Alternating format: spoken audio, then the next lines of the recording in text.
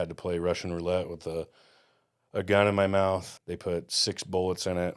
One was charged, the other 5 were empty. And it started with an ex-boyfriend of my wife's that led into ultimately sex trafficking of my wife, which led into me as the provider and protector stepping in and preventing these things, which then put a target on my back. And when I say a target on my back, I've had everything from the lug nuts loosened on my truck. At the time, I had a gas vehicle, and they cut the spark plug wires. Air let out of my tires, broken windows, all sorts of like just warnings, if you will, to essentially back off.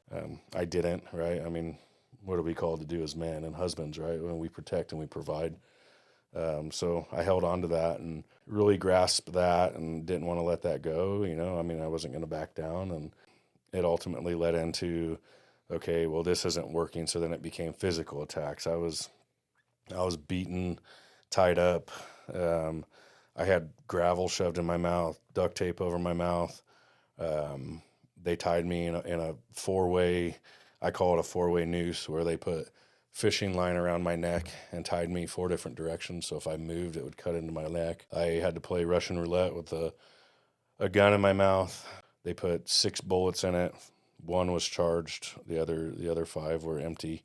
And I just had to pick numbers, and just click, click, click every time. And you get to a point after about the second one, you're just like, whatever, I mean, you almost stop caring, because it's like, you almost feel like it's going to happen either way, so might as well, I mean, and that was a really big test of my faith, because they gave me 4 chances. They said pick 4 numbers.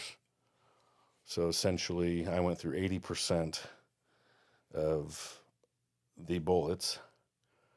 They racked the 4th one, and click, that was a live round, and it didn't fire.